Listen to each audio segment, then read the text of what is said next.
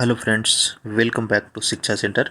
तो top of mind static video series का या एंशियंट हिस्ट्री का दूसरा वीडियो होगा, जिसमें हम नेक्स्ट 25 क्वेश्चंस को देखेंगे। अगर पहले का पार्ट नहीं देखें तो उसका लिंक डिस्क्रिप्शन में दिया हुआ देख सकते हैं।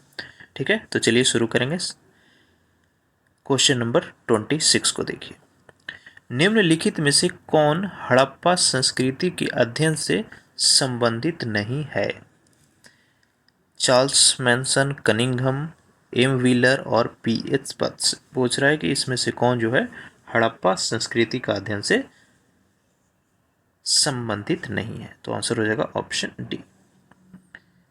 नेक्स्ट देखिए, हड़प्पा सभ्यता किस युग की थी? कांस्य युग, नवपाषाण युग, पूरा पाषाण युग या फिर लौह युग? तो हड़प्पा सभ्यता किस युग का था? कांस्य युग का था। ऑप्शन ए सही होगा। चलिए आगे बढ़ते हैं। Question number 28। हड़प्पा वासी किस वस्तु के उत्पादन में अग्रणी थे? यानी किस चीज का प्रोडक्शन हड़प्पा वासी के द्वारा किया जाता था? मुद्राएं, कांसा औजार, कपास या फिर जौ? तो आंसर हो जाएगा कपास की खेती। 29वां देखिए, हड़प्पा के निवासी ग्रामीण थे, शहरी थे, खाना बदोश थे या फिर जनजातीय थे? Very very important question. तो हड़प्पा जो था वेल डेवलप्ड था, शहरी लोग थे वहां के निवासी। ऑप्शन डी सही होगा। नेक्स्ट देखते हैं क्वेश्चन नंबर 30। सिंधु घाटी की सभ्यता के लोगों का मुख्य व्यवसाय क्या था? व्यापार था, पशुपालन था, शिकार था या कृषि? आंसर क्या हो जाएगा? कृषि था मुख्य व्यवसाय। 31वां देखिए, हड़प्पा किस नदी के किनारे स्थित है? वेरी वेरी इंपॉर्टेंट क्वेश्चन, आसान सवाल है लेकिन हर एग्जाम में पूछा जाता है रिपीट हो करके। हड़प्पा जो है वह किस नदी के किनारे बसा हुआ था? रावी नदी के किनारे। तो ऑप्शन बी सही होगा। चलिए आगे देखते हैं नेक्स्ट क्वेश्चन। सिंधु में मोहनजोदड़ो का मतलब क्या होता है? ऑप्शन देखिए, दुष्ट आत्माओं का शहर, पशुपति का हार, शिव की भूमि या फिर मृतकों का टीला? तो यहाँ पे फ्रेंड्स आंसर हो जाएगा ऑप्शन डी। मोहनजोदड़ो का अर्थ होता है मृतकों का टीला।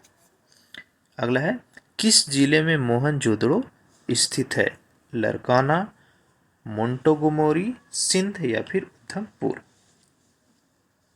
तो ये आपका लरकाना जिले में स्थित है मोहनजोदड़ो। चलिए आगे देखते हैं क्वेश्चन नंबर 34। किस स्थान पर हड़प्पन समय के साथ किस स्थान पर हड़प्पा समय के रथ की एक प्रतिमा प्राप्त हुई? यानी रथ का एक मूर्ति मिला है। लोथल में, बनमाली में, दैमाबाद में या फिर कलील बंगा में? आंसर हो जाएगा दैमाबाद। Option C. नेक्स्ट देखते हैं क्वेश्चन नंबर 35 क्या कहता है। निम्नलिखित में से वह दस्तकारी कौन सी है जो आर्यों द्वारा व्यवहार में नहीं लाई गई थी? मृदभांड, आभूषण, बढ़ईगिरी या लोहार? किसके द्वारा? आर्य के द्वारा, जो व्यवहार में नहीं था। तो हो जाएगा लोहारगिरी। 36वां देखिए, निम्नलिखित में से किस वेद में प्राचीन वैदिक युग की सभ्यता के बारे में सूचना दी गई है? प्राचीन वैदिक युग की सभ्यता के बारे में ऋग्वेद, यजुर्वेद, अथर्ववेद या सामवेद? क्या होगा आंसर? यह जगह ऋग्वेद में दिया गया है। किसमें? ऋग्वेद में। चलिए आगे बढ़ते हैं क्वेश्चन नंबर 37 की ओर। निम्नलिखित में से कौन सा प्राचीन भारतीय नगर तीन वेदांत संतों कपिल, गार्गी और मैत्रेय का घर था? इंपॉर्टेंट है। देखिए, तीन विद्वान संत कौन कौन? कपिल, गार्गी और मैत्रेय का घर कहाँ था? काशी में, मिथिला में, उज्जैन में या पाटलिपुत्र में? तो हो जाएगा काशी में। नेक्स्ट है, भारतीय शासन के प्रतीक के ये शब्द सत्यमेव जयते किस ग्रंथ से लिया गया? वेरी वेरी इंपॉर्टेंट, आपको पता होना चाहिए, एग्जाम दे ना दे। सत्यमेव जयते कहाँ से लिया गया है? तो फ्रेंड्स ये लिया गया आपका मुंडको उपनिषद से लिया गया। मुंडको उपनिषद से। ऑप्शन ए सही होगा। नेक्स्ट देखते हैं, वेद का अर्थ पूछ रहा है। क्वेश्चन नंबर 39 को देखिए, क्या है? वेद का मतलब ज्ञान, बुद्धिमत्ता, कुशलता या शक्ति? तो वेद का मतलब ज्ञान होता है। वेदों को माना जाता है स्मृति, ज्ञान, श्रुति या शिक्षा। आंसर हो जाएगा श्रुति। चलिए आगे बढ़ते हैं। Question number 41। भारत में वर्ण व्यवस्था किसके लिए बनाई गई थी? श्रमिक गतिहीनता, श्रम की गरिमा को मान्यता देना, आर्थिक उत्थान या व्यावसायिक श्रम विभाजन। तो ये हो जाएगा श्रम की गरिमा को मान्यता देने के लिए वर्ण व्यवस्था लाई गई थी। नेक्स्ट देखिए क्वेश्चन नंबर 42।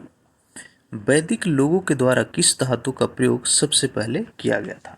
चांदी, सोना, लोहा या तांबा। ये हो जाएगा तांबा का प्रयोग सबसे पहले। उत्तर वैदिक काल के वेद विरोधी और ब्राह्मण विरोधी धार्मिक अध्यापकों को किस नाम से जाना जाता था? ध्यान से देखिए प्रश्न क्या बोल रहा है। उत्तर वैदिक काल के समय जो वेद विरोधी और ब्राह्मण विरोधी धार्मिक अध्यापक थे उसको किस नाम से जाना जाता था? जजमान, श्रमण, अथर्वण या श्रेष्ठीन। तो ये हो जाएगा आपका श्रमण, ऑप्शन बी। ठीक है, चलिए आगे देखते हैं। Question number 44। भारतीय संगीत का उद्गम किसमें खोजा जा सकता है? ऋग्वेद की संहिता में, यजुर्वेद की संहिता में, सामवेद की संहिता में या फिर अथर्ववेद की संहिता में। तो ये हो जाएगा ऑप्शन सी। 45 नंबर देखिए। इनमें से किस फसल का ज्ञान वैदिक काल के लोगों को नहीं था?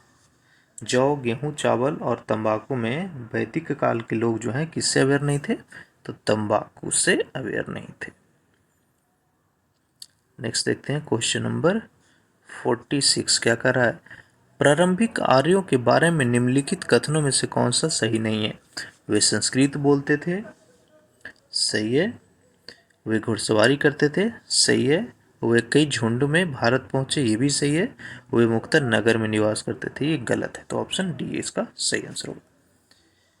47 देखिए क्वेश्चन नंबर। वैदिक युग में राजा अपनी जनता से जो कर वसूलते थे उसको क्या कहा जाता था? आंसर हो जाएगा बलि कहा जाता था। ऑप्शन ए सही होगा। ठीक है, चलिए आगे देखते हैं क्वेश्चन नंबर 48।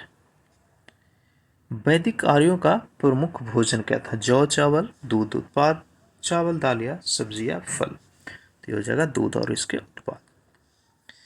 आर्य अनार्यों के साथ अपने संघर्षों में सफल रहे क्यों? ध्यान से देखिएगा ऑप्शन पूछ रहे आर्य जो है अनार्यों के साथ सफल रहे अपने संघर्ष में, इसका कारण ऑप्शन को ध्यान से देखिए और बताइए क्या होगा आंसर।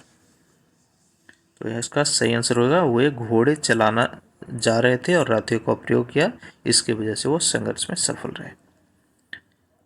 नेक्स्ट देखिए क्वेश्चन नंबर 50। आर्य सभ्यता में मनुष्य के जीवन के आयु के आरोही क्रम के अनुसार निम्नलिखित चरणों में कौन सा विकल्प सही है? मनुष्य के जीवन के आयु के आरोही के अनुसार तो सबसे पहले ब्रह्मचर्य, फिर गृहस्थ, फिर वानप्रस्थ और फिर संन्यास। तो ऑप्शन ए जो है 50 का सही आंसर होगा। ठीक है, तो यहाँ पे आपका टॉप अप वीडियो सीरीज का दूसरा पार्ट खत्म होता है। कैसा लगा जरूर हमें कमेंट करके बताइए, और बाकी सारे सब्जेक्ट्स के लिए भी ये वीडियो सीरीज लाना चाहते हैं तो हमें बताइएगा। अच्छा लगे तो शेयर कीजिए और लाइक ज़रूर कीजिएगा। चैनल पे अगर आप तक नए हैं तो सब्सक्राइब करके नोटिफिकेशन को ऑन कर लीजिए ताकि नेक्स्ट वीडियो आते ही आपको नोटिफिकेशन मिल जाए। Thank you.